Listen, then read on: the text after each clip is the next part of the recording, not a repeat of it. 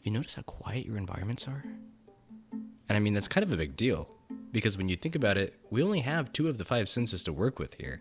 We don't have much besides audio and vision that we can actually use to immerse a player in an environment. So we have to be willing to take into account, just as much as we do with lighting, audio, and specifically spatial audio too. It's almost apparently obvious once you get into an environment that has no sound, how dead it feels. But fortunately, we can find some of our own sound effects, so let's do that. There are really 2 options for this that I would recommend.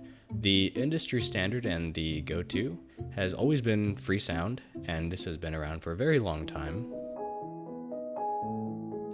And you'll see that they have some pretty nice sound effects. Alternatively, we can just make use of AI to generate the exact sound that we're looking for. So if we go to 11labs.io, we can go to the sound effects tab. Here I have a little sound that I wanted to create, the sound of a wolf howling at night.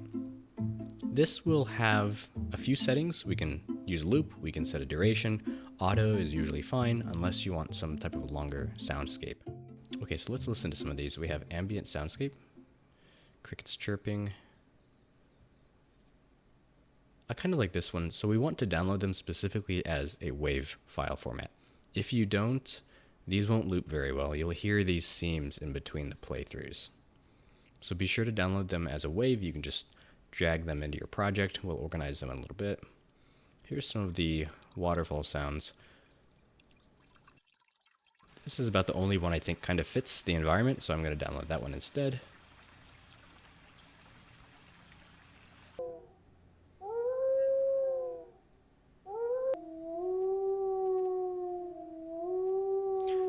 Okay, so you'll kind of notice that the loop is occurring near the start, and that means we couldn't just play this one shot because we kind of have half of the sound occurring at the start. So we'll make do and we'll just use one of the looping ones.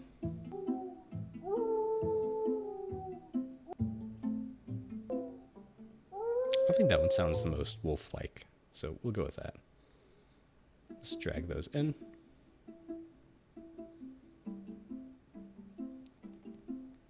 Okay, let's organize that. So first let's work on the sound of the waterfall.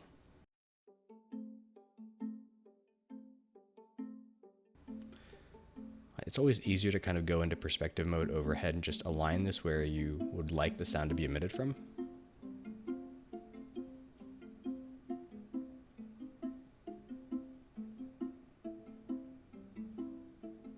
Let's select our audio clip. Sound of water, okay. We want to make sure we have play on awake enabled as well as loop. As far as 3D sound goes, we don't need to change much there. We'll talk about that in a little bit. If we enable gizmos, we'll see that this has 2 different ranges. We have a min distance and a max distance, and in this we can also change the roll-off type. This changes how loud the sound is depending on how close you are. I find that logarithmic roll-off tends to be the best. You can set that to some very high value, and it tends to sound the best. So spatial blend will determine whether this is going to be forced into our ears or if it's going to be based on the location.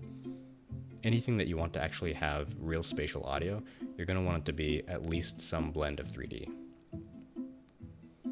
So here's another audio source that we'll use for our ambient soundscape, kind of the crickets chirping. Set loop enabled.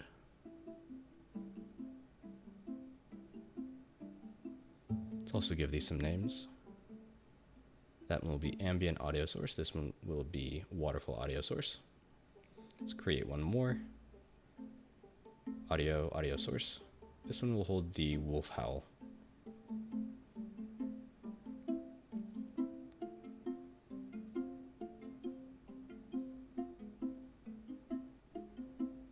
Okay, so this one's meant to be looped as well, so I'm going to enable loop. It would sound kind of weird otherwise. Okay, so this is also a very 3D sound. We want it to be kind of identifiable as coming from a specific point in space, so we're going to set the spatial blend up to maximum 3D. And I'm going to drag it off kind of outside of the environment. let's just go ahead and see what it sounds like. Okay, just a reminder, you're going to have to be wearing headphones in order to actually hear any spatial audio. You'll notice these effects are typically more apparent with human speech than they are for things like an ambient soundscape. So I think we can let the audio speak for itself. The one thing we forgot to do actually is to assign our audio source of the ambient crickets. So let's go ahead and do that.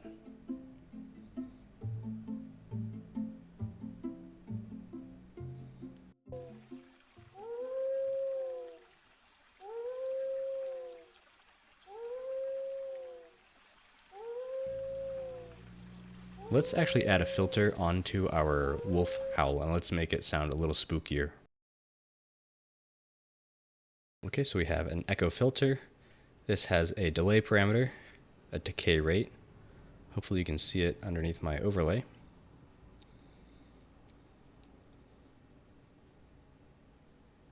So the decay rate is going to be across each echo what proportion it is of the original sound.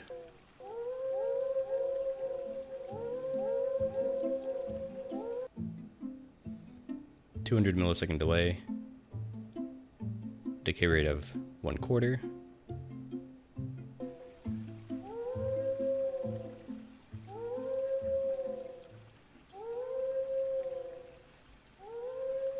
Again, this is just one of the filter effects that we can add for a wolf howl that happens to work quite nicely. The other thing we could do is if we wanted to apply a filter across an entire area, we would just create an audio reverb zone. And so keep in mind that there's only ever one audio listener in an environment. And so if that audio listener is inside this zone, these effects are going to occur. So notice we have an outer value and an inner value here.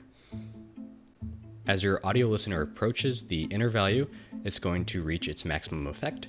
As it reaches the outer volume, it will reach its minimum effect.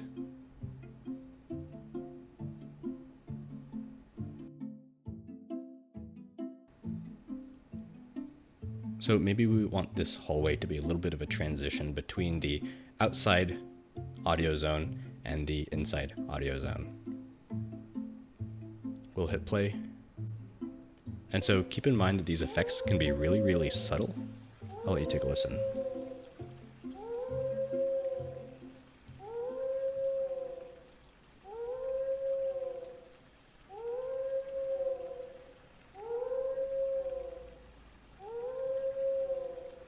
You'll notice these effects are typically more apparent with human speech than they are for things like an ambient soundscape.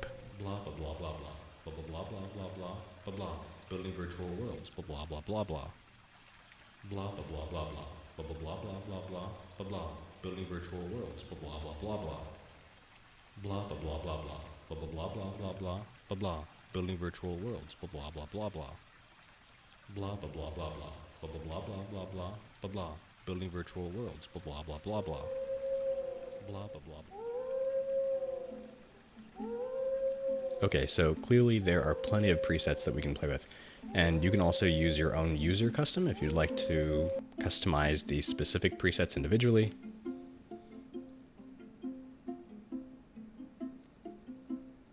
And if we wanted to add one of those presets specifically to an audio source, we could just add that audio reverb filter onto the same audio source that's playing it. So here's a wolf howl with the Dizzy preset. Psychotic preset.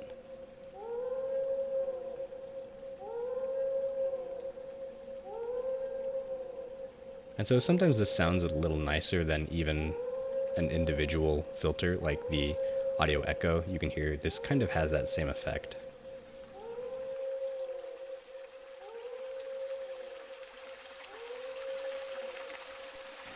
Okay, so this is where we're going to look at the types of volume roll-off that we might use. I'm just going to pause the game to turn off the wolf. If I were to set the audio roll-off of this waterfall to be linear, then we can see even from the graph below that at the distance of 1000 as the max, it would be pretty loud. Okay, so as we set our max distance to 5, as we back away slowly, the audio comes to complete mute. We set it to 10, a little further.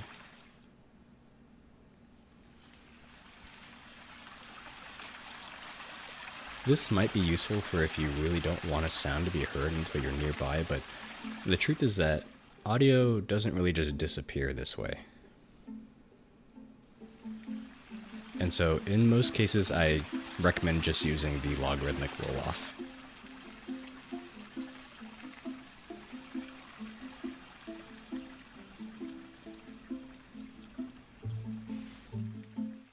Okay, and from here, it is just the art of your ear. You just have to listen to your environment and see what sounds good, what you would expect, and what matches your environment. It's important that you use 2D and 3D audio to make a blend of sounds that you want to be pinpointed specifically, or to have a more atmospheric, ambient type of sound. Aim for 2D if you want something to always be heard, and aim for 3D if you want the user to know where that sound is coming from. Okay, that's been a very quick introduction into Unity Audio, so if you have any questions, please just let me know.